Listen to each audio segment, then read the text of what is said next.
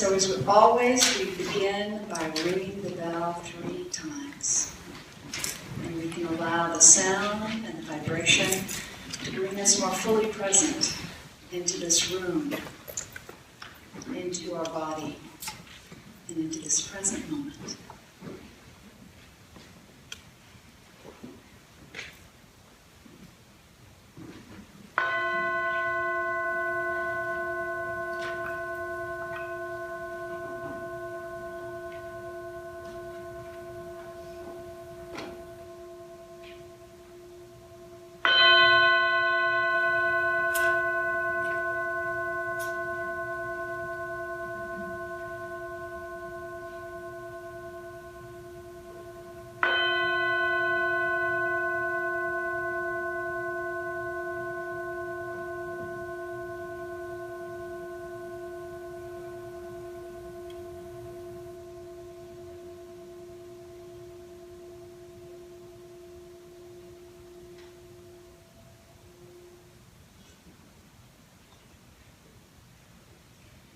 And everybody has the sheet that looks like this, and it's going to be the one that says Refuge and Bodhicitta on the top.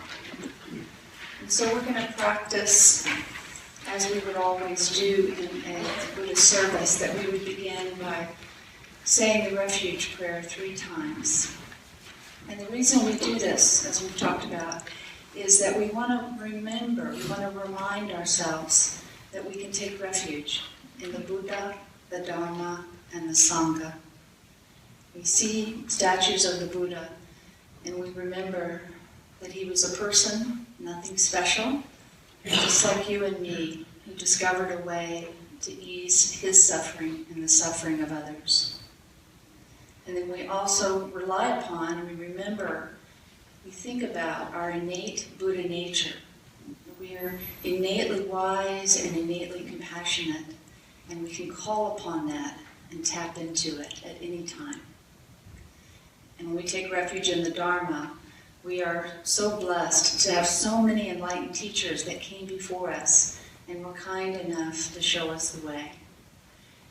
But when we take refuge in the Dharma, we always remind ourselves that it is never enough to just read about it and talk about it. That we have to try it out for ourselves and to see if it works. And equally important, the third jewel is that we take refuge in the Sangha. And right now, it's every single person in this room. You, by your very presence, are supporting and encouraging everyone else here on their spiritual path, just as they, by their presence, are supporting you. So we can just rely upon that and take refuge in it.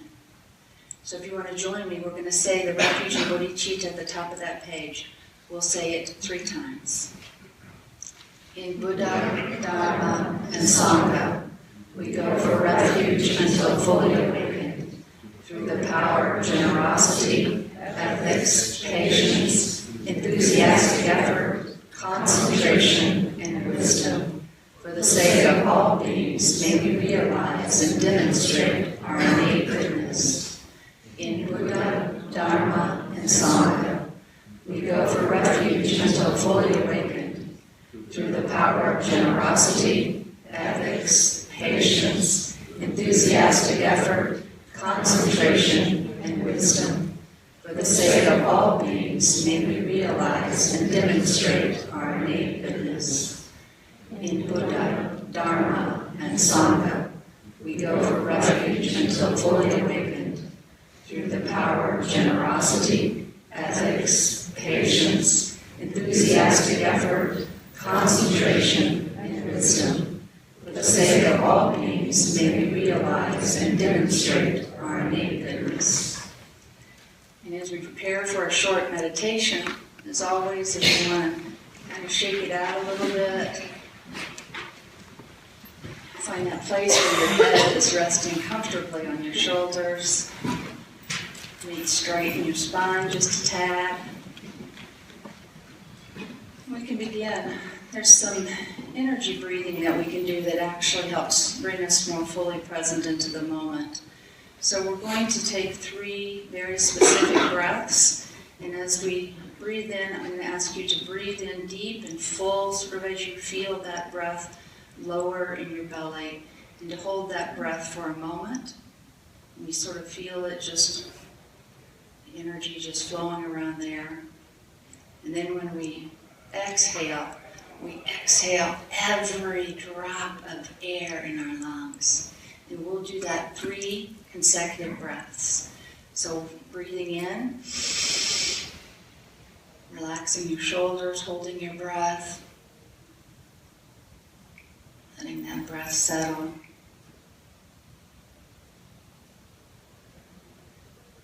And exhaling.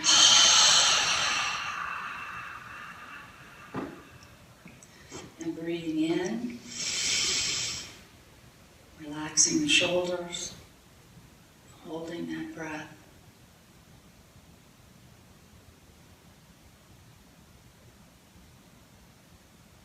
And exhaling. One last time, really do it. Breathing in full and deep. Holding that breath. Sort of letting it sit.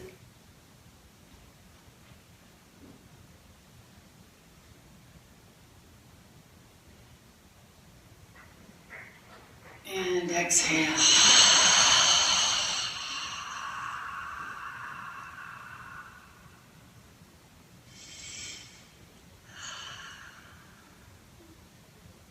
Then just allow the breath to find its natural rhythm.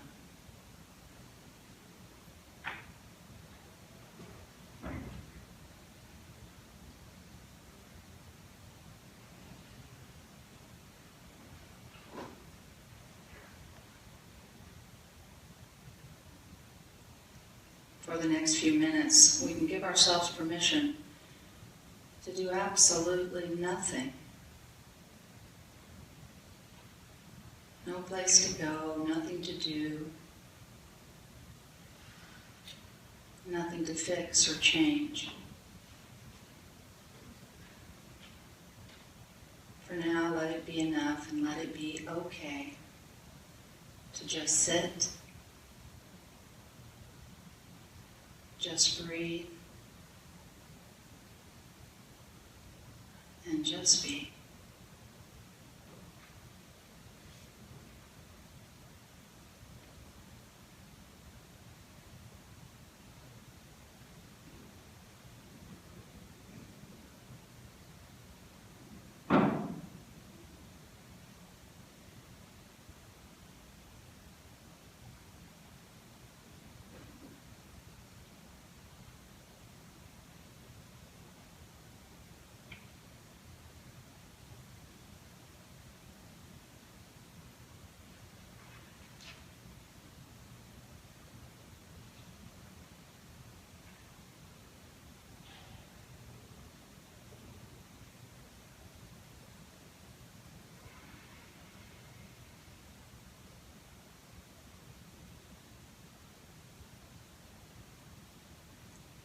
It's very normal that the mind will continue to generate thoughts. There'll be sounds and sensations. We can explore the possibility of just imagining them to be nothing more than clouds floating by in the sky. Not having to engage or hang on to any particular thought, but also not having to push anything away.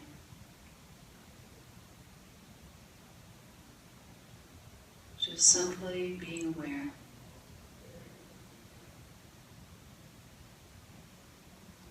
As if they were all nothing more than clouds floating by in the sky.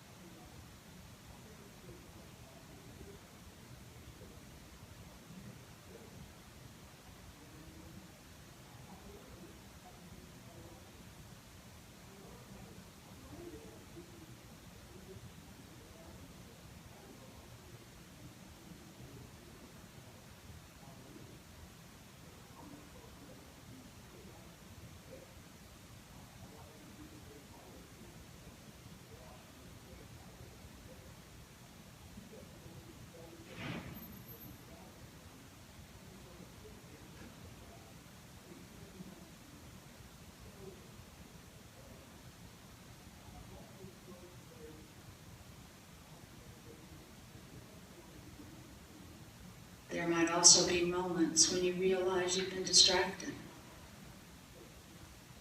lost in a thought.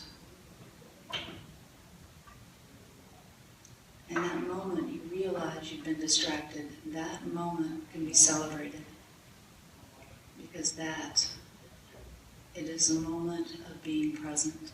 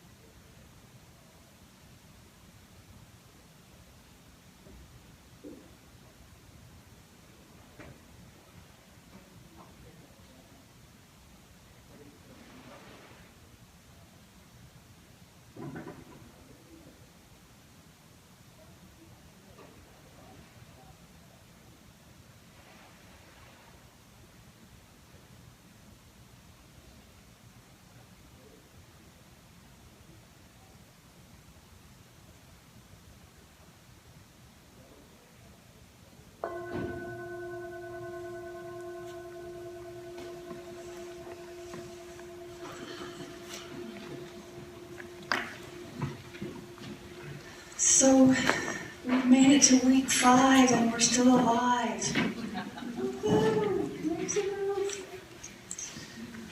So tonight we're going to talk about the 4 boundless qualities. And this is one of the foundational teachings in Buddhism.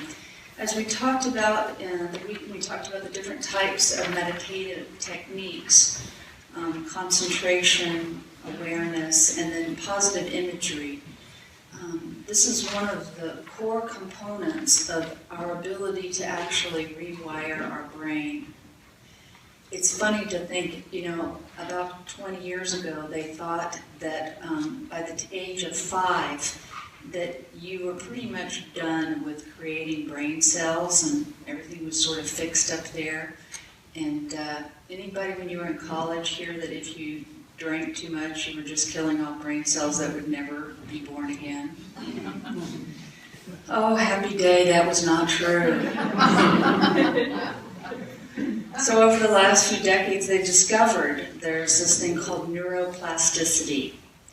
And so it turns out that our brain is very much alive, it is very much malleable, and it is very flexible and can be molded and changed based on the things that we think about, the habits we form, and the way we interact with others in our lives.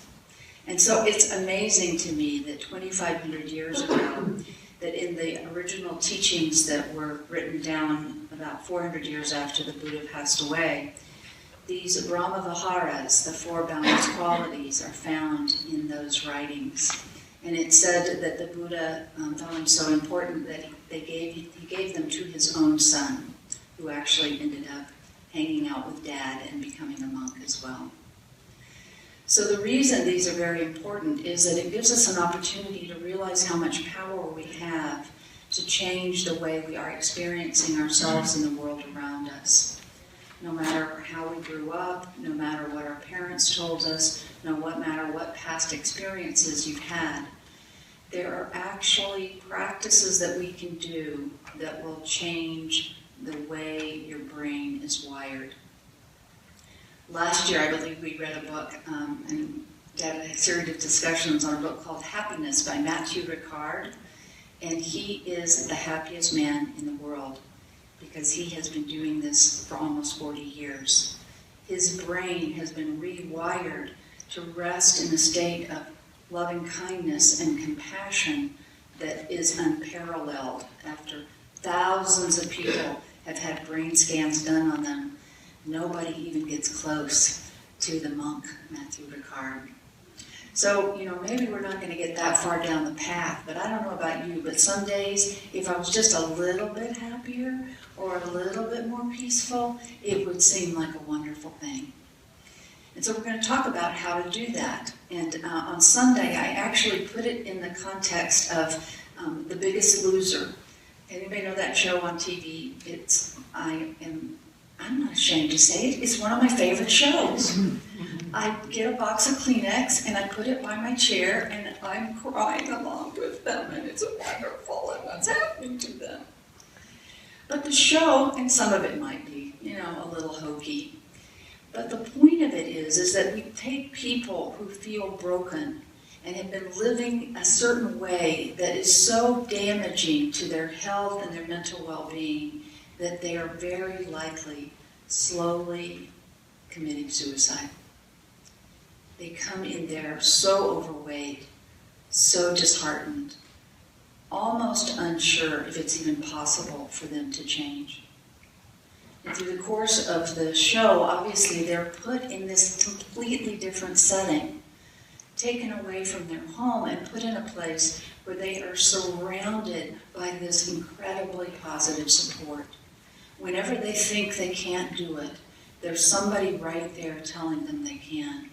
There's somebody encouraging them. It's almost as if, that little negative voice that we all have in our heads is telling us what we can't do and how life is impossible and how everybody irritates us.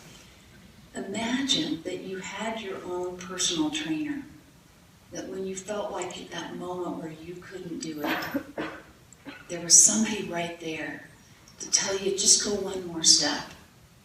Just try it 5 more minutes. Just see what happens.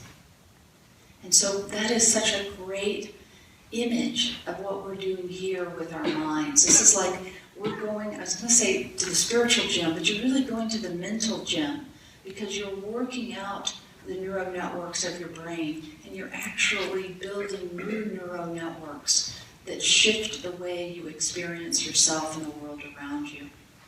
And so it is this opportunity that we have that we will hit up against things that are not comfortable because that is not currently the way our brain is wired. Have we tried to cross our arms yet? Have I done that? Oh, God. Okay, everybody cross your arms.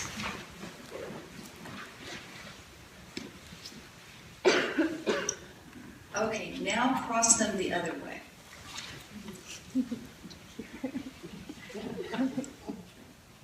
How weird is that? Now, why is it that for some, you're going to crush your arms. Why is it that something so simple as that feels very comfortable? We get a habit of crossing our arms in a certain way. And when we try to do it the opposite, it feels weird. Like it almost feels wrong, like we're doing it wrong. And so if you've ever had those moments, while we've been meditating and you're sitting there and you're thinking, I must be the only person in this room that is just so miserable. I can't make my thoughts stop. They're just crazy. I'm going to have to leave. I'm going to come up with an excuse. I'm going to pretend I have to go to the bathroom. And then I'm going to walk out and I'm not coming back. I wonder if they'll notice if I'm taking my stuff with me when I go. So we're having all these little chats with ourselves in our brain because it feels so uncomfortable to sit and do absolutely nothing. Everything in our culture is designed to tell you that you're not supposed to do that.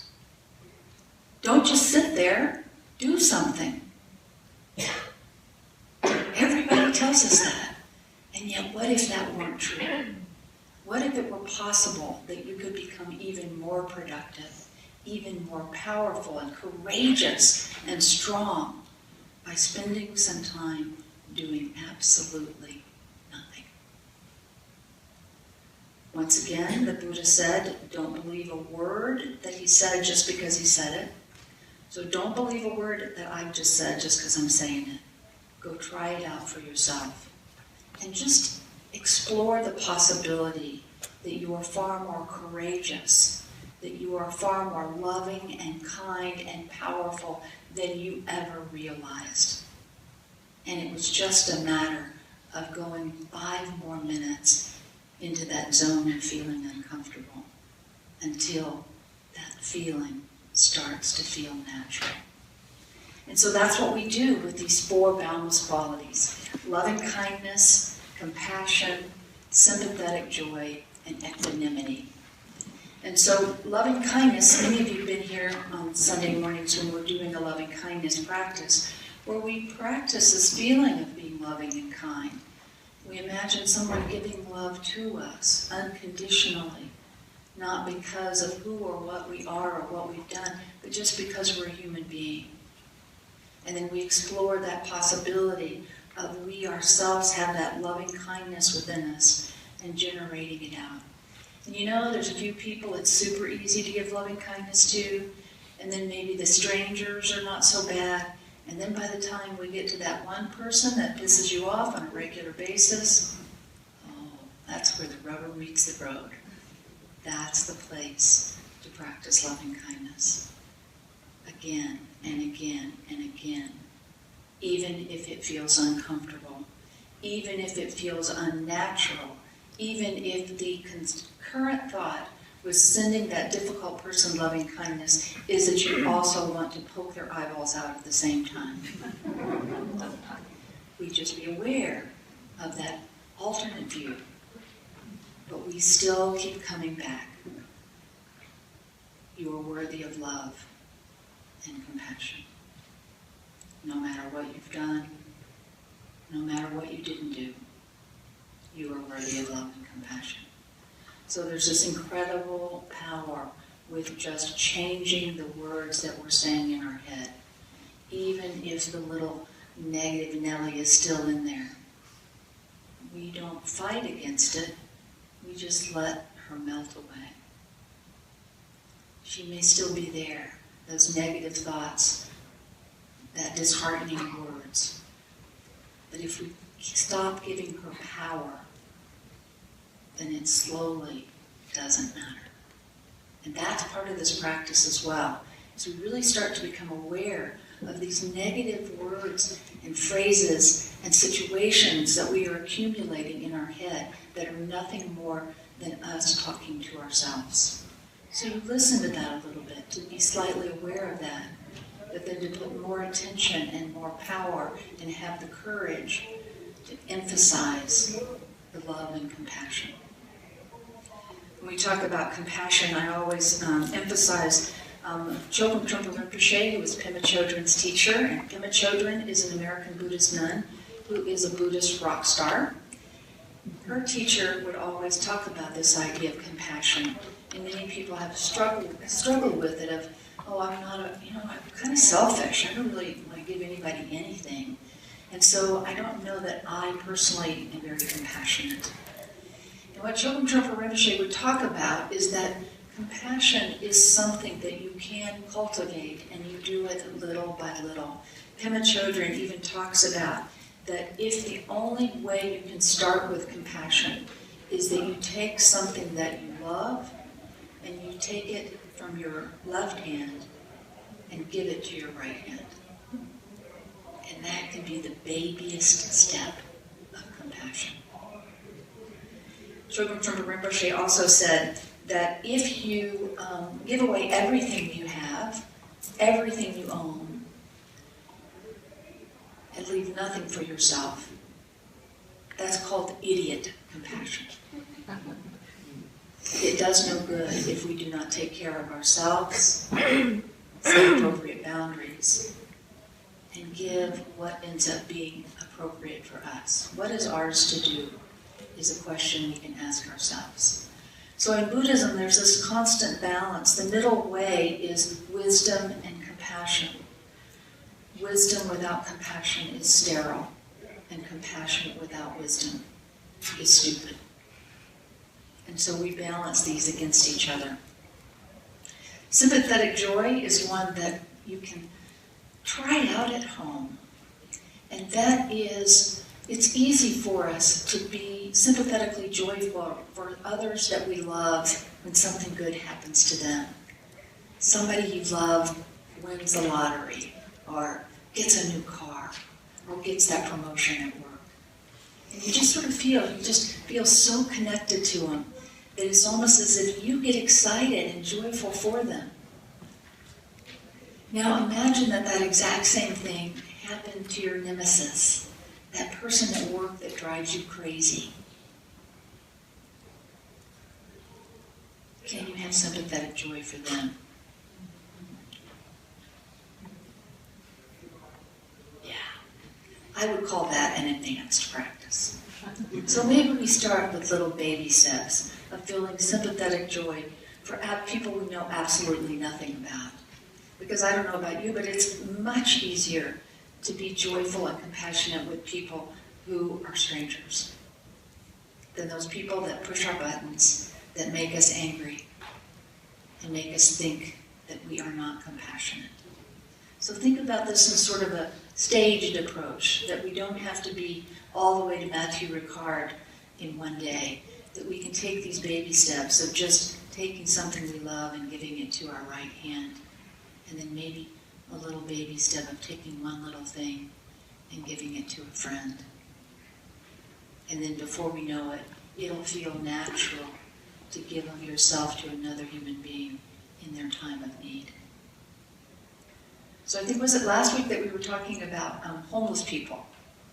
And so we all have an idea about what we're supposed to do with homeless people. And this idea of compassion, sympathetic joy, equanimity, and loving kindness, the idea that we would label any one group of people anything, therein lies the problem. What Buddhism is teaching us is that we have to see a person as a person, not as a label. Just as we ourselves would not want to be seen as whatever anyone might label us. So when we try to have a conversation about what do you do with homeless people, who are these homeless people? How can we say that some label of homeless people, we should treat them all exactly the same? But we should in one regard. We should treat them all as people. And that's the power of this practice. To show up and to not know the answer. When you pull your car up and the homeless person is there with a sign, don't have a preconceived notion. How tough is that? Maybe the baby step is just be aware of the judgments that arise by what they're wearing, by their sign, by what they may do or act or whatever you see about them that makes you think you know them, when in fact they're just a person like you and me. And so it's a powerful practice for us to truly see every other person as a human being just like you and me. And this last one of the 4 boundless qualities is equanimity. And some of the teachings, they actually say, if you get this one, all the rest sort of fall into place. Because it is, when you look beyond the labels of friend, enemy, or stranger. One of the teachings my teacher gives is that it is not that you are treating everybody equally, exactly the same, all the same time. It is that when you see every person as a human being, and when you are so fully present in the moment, you will know what is right to do. It's doing that equally, sharing yourself with another person by showing up for them fully and looking beyond any label that you might put upon them. So this idea of equanimity is one that, once again, we think of a baby step that we can take. Maybe we start with a stranger on the street. Maybe we start with someone that we love. To know that we want them to feel worthy of love and compassion. And we want to be so fully present in the moment that we will know what is the most skillful thing to do. So there's some other good stuff about that. And these are also called antidotes. A lot of times in Buddhism, they talk about Buddhist practices as like a prescription that a doctor gives you. The Buddha was often talked about the great physician that was prescribing a medication, and that all you needed to do was take the proper medication as an antidote for that which is not serving you. So you can see there, where we talk about loving kindness, we can use as an antidote to anger. Compassion to overcome cruelty. Equanimity to overcome prejudice. Sympathetic joy to overcome hatred. And so we can think of it as a way to just simply apply the medication as needed and see what happens. So I thought one really great way to talk about this is, has anybody ever been in love? Everybody? Has anybody ever not been in love? Okay, we have a special practice for you. Everybody else has been in love? And this may apply to you as well, you can let me know. So, has everybody had their heart broken at some point? Can you recall a very specific time when your heart was broken? Oh, good. You're with us. So one of the things that we can do in this practice, I wanted to get together, we can get 2 by 2 and talk about this, and to be able to describe to the other person exactly what happened when your heart was broken. Be aware of how you are trying to gain an ally. Because when your heart is broken, you're going to want to convince the other person that whoever broke your heart was a lying, cheating bastard. Or maybe that's just me. So we just sort of want to be aware that we have a tendency to want to make someone an ally when we tell a story that was hard on us and hurtful. But it would be more important to get really at that moment of having your heart broken and what that felt like. And then the second part of this exercise is to reflect on and be able to articulate as best you can, based on your heart being broken. What did you think you learned, and what did you do differently in relationships after that point? Does that make sense? Our heart gets broken, and we think we learned something, and sometimes we do. And then every relationship after that, we do something different. So, heartbroken, what did it feel like? Try not to make an ally, but in some cases it'll be just absolutely impossible not to. And what did you do differently as a result of your heart being broken in every relationship since then? Okay, ready?